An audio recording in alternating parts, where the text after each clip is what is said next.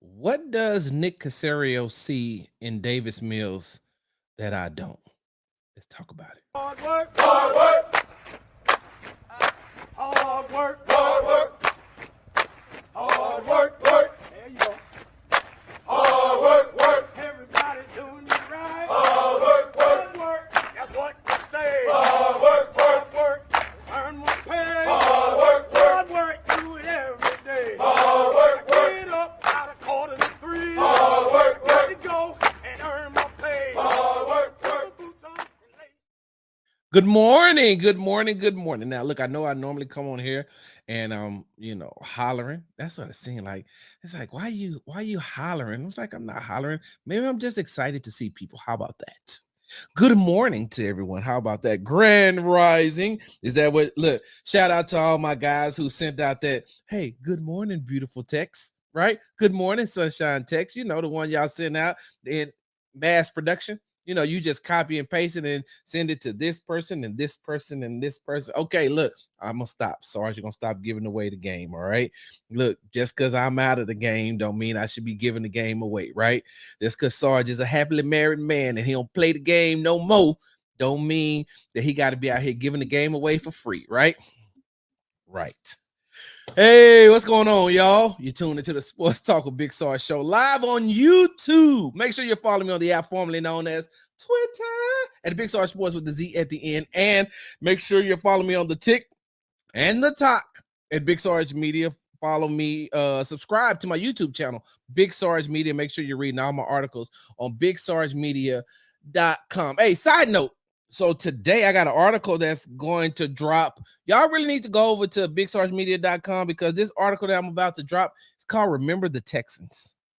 And if you've ever, it's a play on words with the movie Remember the Titans. So just remember that. Keep that in the back of your mind. So when you read it, you'll know, okay, Sarge told us that it's a play on words and it has a lot to do with Remember the Titans and something that the Texans did during training camp that made me title it Remember the Texans. All right, let me go ahead and jump into this thing because on today we have practice. The first practice of the 2024 NFL regular season for the Houston Texans starts today. So I have to be out at practice today. Head coach D'Amico Ryans is going to speak. And then after that, they're going to have the open locker room. Working on another article that I need to get some quotes from the linebackers from. And then at 2:00, we get an opportunity to speak to quarterback CJ Stroud. So it's a full day. And but I wanted to make sure that I came on here and spoke with you all. And I was going to talk to you all about one thing. And then the news broke, according to Adam Schefter, Houston Texans backup quarterback Davis Mills has signed a 1-year deal for $5 million. He signed a 1-year contract extension that will take him through 2025 for $1 million. And so that totally shifted everything that I want to talk about because I guess I have to ask this question, right? And you know,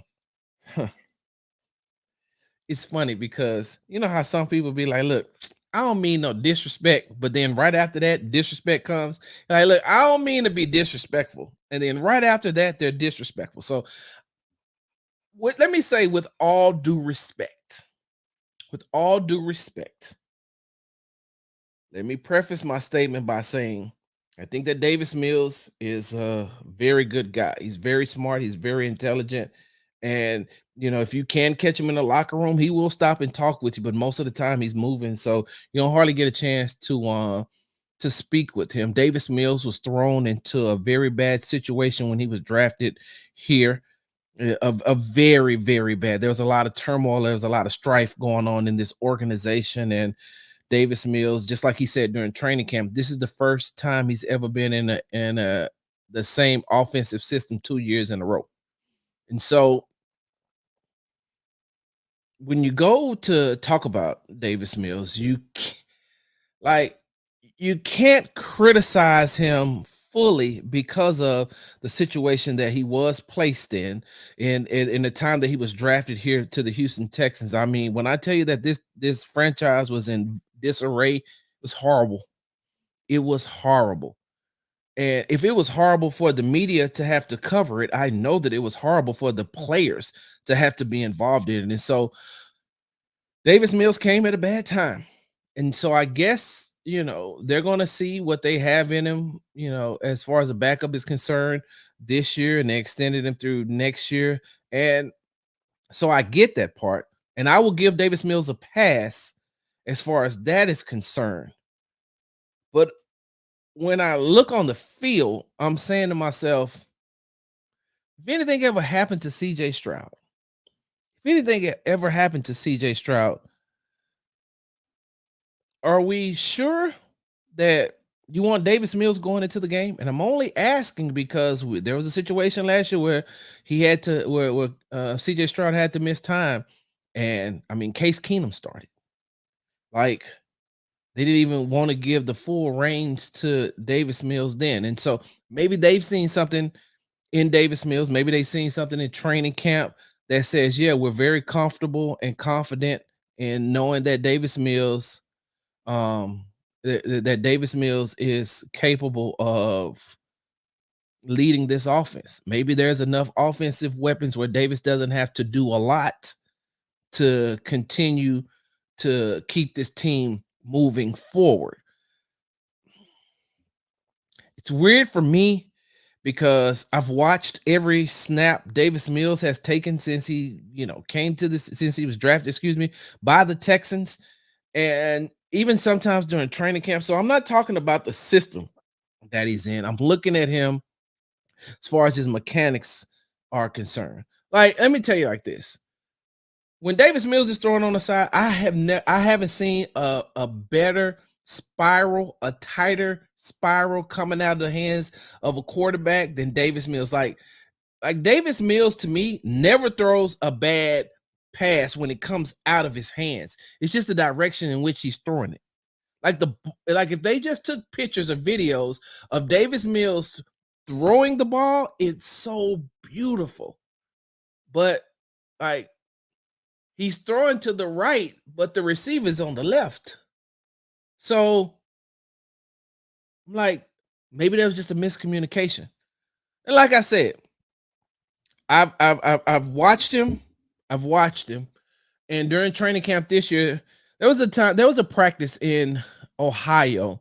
This is the second day. They were there for 3 days. The second practice, the one where I told you all, that's the first time I ever seen Mechie's body language speak volumes like that in a negative way. Like, Davis Mills had a very, very, very bad practice. If they were doing quarterback ratings for that day, Davis Mills probably would have had like a 12 out of 100.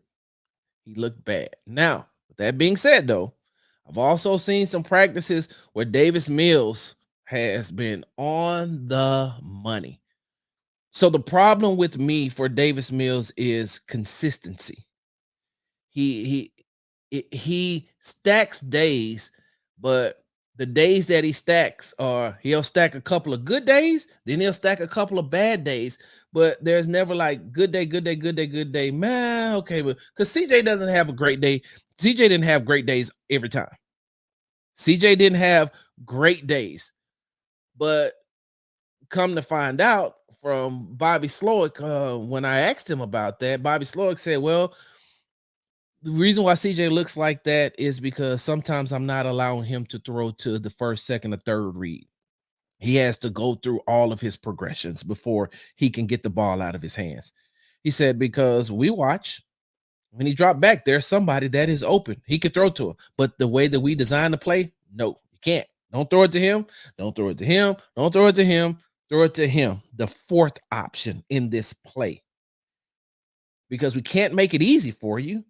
One thing that they're trying to do, and this is a side note, one thing that they're trying to do is to avoid CJ from going through a sophomore slump. Will there be some of the defenses, they're playing a better schedule this year? Will there be some defenses that will adapt to CJ? Of course.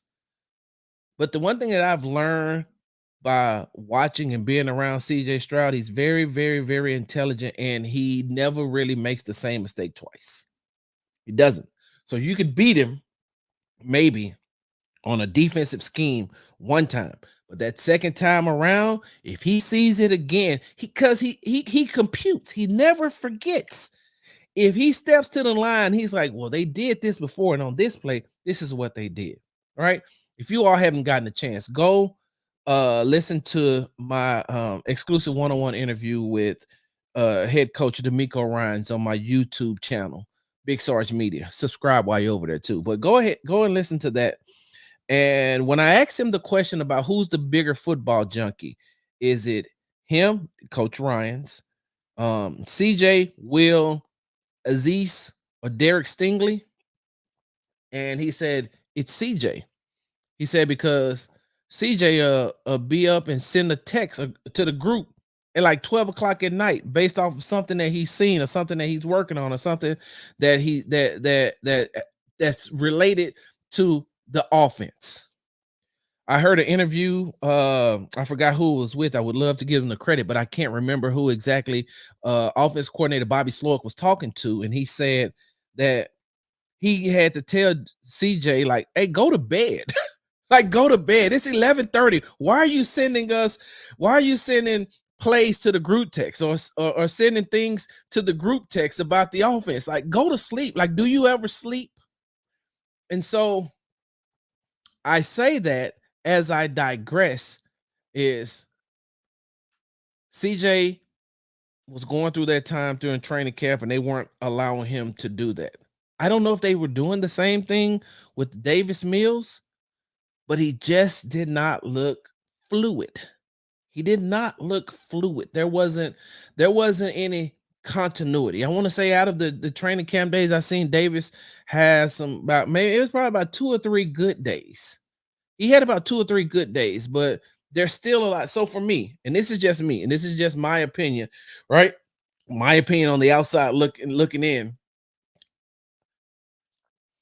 What game was that? I'm trying to think what game. It was a game where this was did Davis Mills his rookie year, is his second year?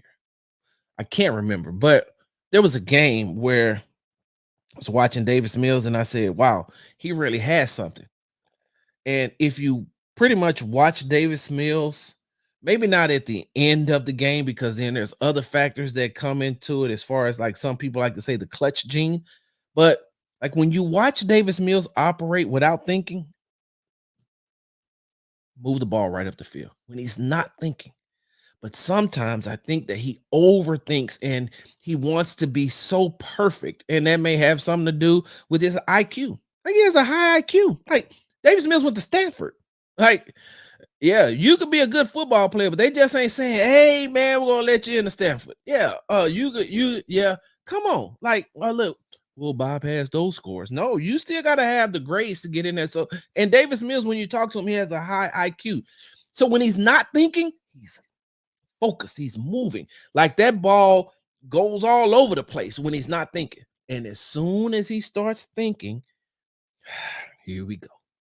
So he gets into his own head from what I see. This is just Sarge's opinion, though. It's just Sarge's opinion. You could talk to other people, other quarterbacks, other beat reporters, other local media people, and they'll give you a different view on what they see on Davis Mills. And it's nothing wrong with that. It's nothing wrong with, you're going with what they see, or they're telling you what they see, because that's what they see. I'm telling you what I see.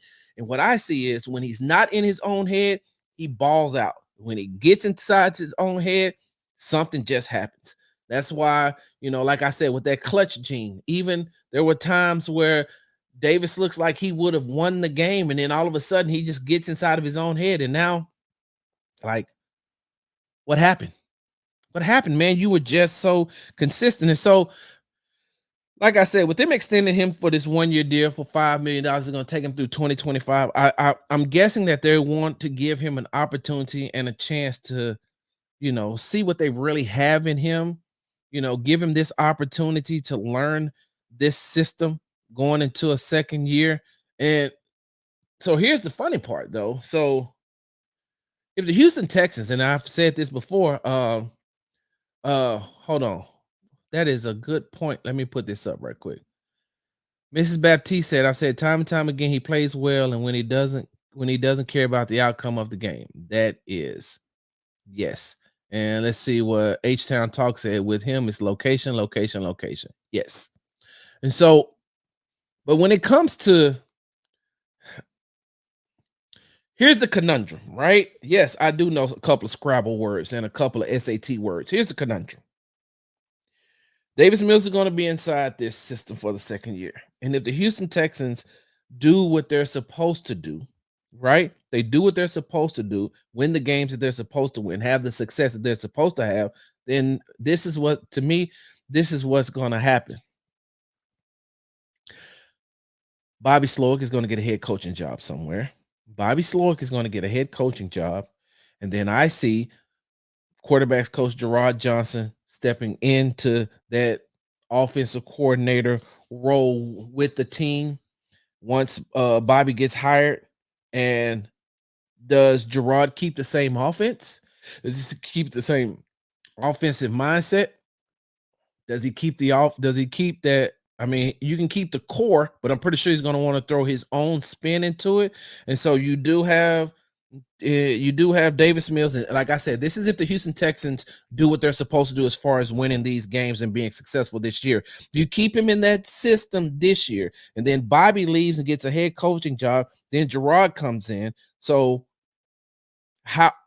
What does that do? Does that put him back into another situation to whereas now he has a basis of a system, but he still has to learn something else now?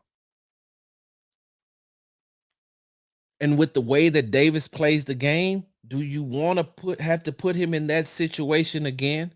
So that's why I titled this "Does Caserio see something that we don't in Mills?" This isn't to bash Mills. Like I'm really asking the question.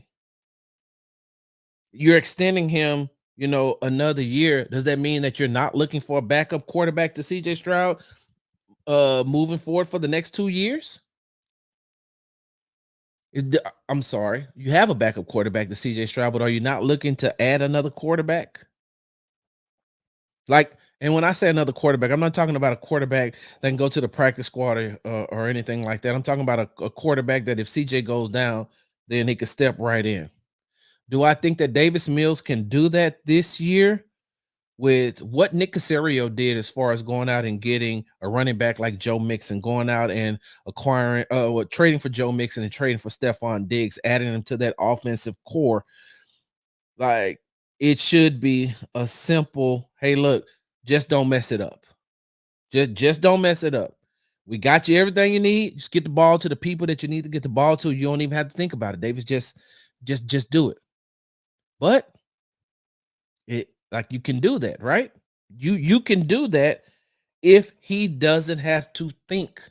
But what happens moving forward? If you're extending him now, what are you saying? Like, are you confident to have him playing behind CJ like that? Now, here's another thing. Here's another thing that I want you all to think about. Here's another thing that I want your Texans fans to think about. Before I get to that, let me put up some of these comments. Chris says Mills will get better. I think he'll develop more. We can flip him for a pick next offseason, but we'll definitely draft a quarterback next year. I would have drafted Joe Milton. Like Chris, like you read my mind because that's exactly what I was about to say. I was about to say, do you think that they retain him because he holds some trade value? I'm not saying that the Houston Texans are going to trade Davis Mills. I'm not saying that, but do you think that he does hold some sort of trade value for a team that may be looking for a quarterback to get them through until they can get their next quarterback? Or, you know, I said this to a couple of people. I think I may have been on the Locked On Texans podcast with Cody Davis and John Hickman, and they do a great job on that podcast. I think I may have been saying this to them. Uh, and I think this was even before CJ got drafted. We knew that the Houston Texans would be drafting a quarterback. Last year, we knew that they were going to draft a quarterback. No matter what, they were going to either draft Bryce Young or CJ Stroud. And side note, that's why I told a lot of people. He was like, well, Nick was trying to get the first pick. No, Nick did what a GM is supposed to do. He inquired about a first pick. Hey, he inquired about what would it take for me to get that first pick. Like, that's what a GM does. It's just like when I told you all a couple of weeks ago when it was like, yeah, they're making calls about trading Davis, this, that, and other. Like they're supposed to. Like you make GMs make calls all day because their job is to fill their team's needs at the least expensive cost. Hey man, y'all got the first, y'all got the first pick. What y'all want for them? Because now, like, hey, look, I'm just calling, doing my due diligence. What do you want for 'em? What do you want for that first pick? But we're in the second pick, so we're good. So if y'all take CJ, we'll take Bryce. If y'all take Bryce, we'll take CJ, which is the way it played out. Nick knew that he was in a prime position to get one of the top two quarterbacks in the draft, so he wasn't going to overplay his hand. And if you've ever heard Nick Caserio or ever talked to Nick Caserio, you know he'll never overplay or show his hand. And so they knew that they were going to get a quarterback. And so, like I told Cody and John on the Locked On Texans podcast, it's like what I honestly and truly feel, which is why, like I said, I'm baffled by this extension. I honestly and truly believe that Davis Mills needs a change of scenery. I think that I understand. It's just like it's too much trauma here for him as well. And what I mean by trauma, I'm talking about team trauma based off of what what he went through when he first got drafted here. I think that he may need a change of scenery, and maybe he may need a change of scenery and a change of, just a whole new locker room, a whole new offensive system, a change of, and this is nothing against the Houston Texans locker room, their coaches, or anything like that. But what I'm saying is that maybe for Davis Mills, he might need a change, and that's why I don't understand the extension, because I'm saying, like, are you keeping it for trade bait? Are you keeping him to you know what why the extension? So the good thing for you all is that there's going to be somebody that's going to ask that question to D'Amico today. So if you're listening on YouTube to the live feed, there will be, or I don't look, I know it before I even probably get a chance to ask the question that I want to ask, they're going to ask about extending Davis Mills. So just listen for it. And if not, of course, if you follow me on the app formerly known as Twitter at Big Star Sports with a Z at the end, I'll put it up as well, because I have another question that I want to ask D'Amico. And this has nothing to do with Davis Mills, but let me put this up real quick. They need Davis just in case. Also, if we don't do what we do the last 3 game stretch, we may be able to sit CJ for a game or so because Case is out. Oh, uh, that's interesting. That's interesting. If I never thought about it like that. Let me put that back up one more time before I finish out here. They need Davis just in case. Also, we do what we do the last 3 game stretch, we may be able to sit CJ for a game or so. All right. So is it Kfia 121? Hold on for a second. Y'all give me about a minute or two. I wish I could I wish I had the music. I probably could, put it into my board, but I'm gonna do that for next time. I just want to, do that do do do do do do do because I'm looking up the Texans last 3 games. Do do do do do do do do do. No. I'm sorry. No. You know what the Texans last 3 games is? The Texans last 3 games. They play the Chiefs. They turn right back around, and in 4 days, look, so December 21st, they play the Chiefs. They turn right back around 4 days later and play the Ravens. And then after that, they play the Titans. Nah, they would have to already be like, I don't know, what's that, 14-0? Like if they're 14-0 and they've secured the number 1 seed in the AFC, Like I would play them a little bit, then yeah, throw Davis in there if that's what you want to do to give him some rest heading into. But that last no, that last the last 3 game stretch is the toughest. And I wouldn't sit CJ. You probably had to like that's one of them things where you really have to sit back and you would have to explain to CJ why he's not playing. You would have to definitely explain to him why you not playing. And so, like I said, it's going to be interesting to see. I like I said, Nick isn't one of those guys who shows his hand, and so I don't understand if he's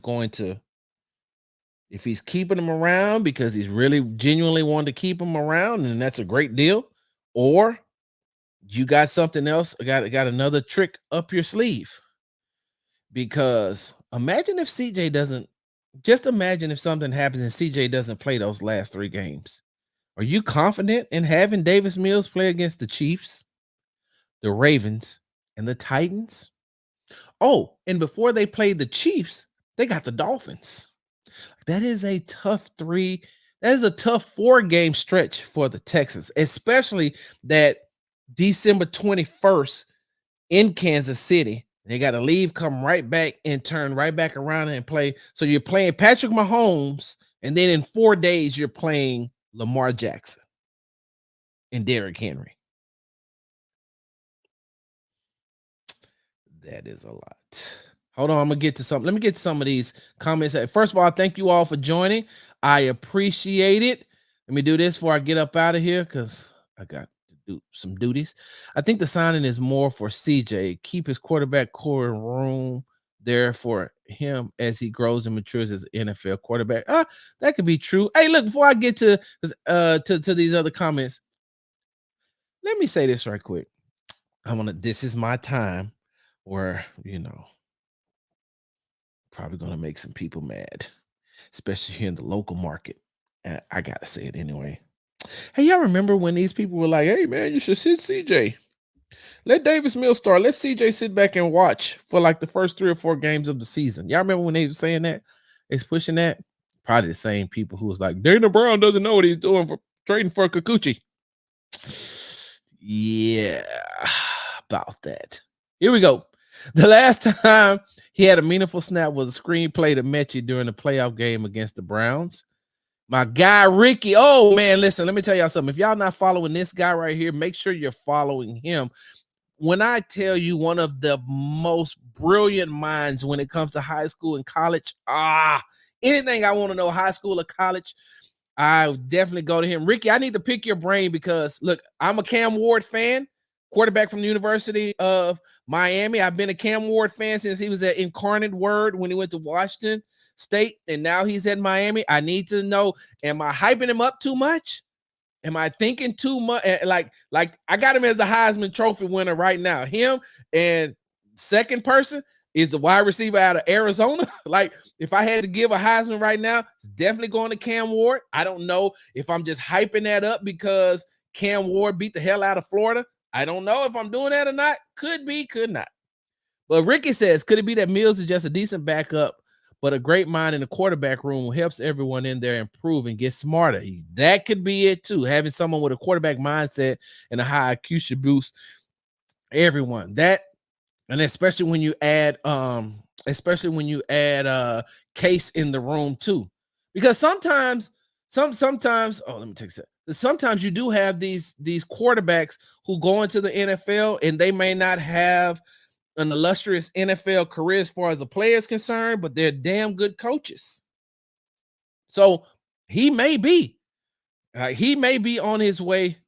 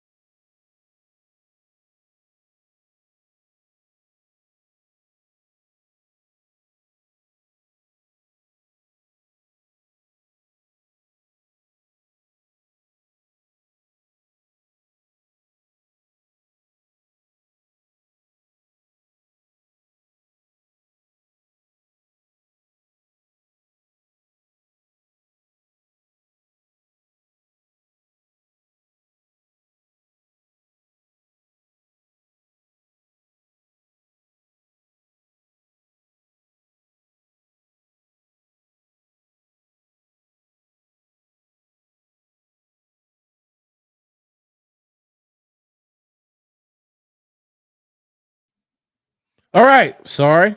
I don't know what happened. I don't know what happened. Hey, if you could hear my voice, please give me a high five. Sorry. Sitting here looking like, what is going on? All right.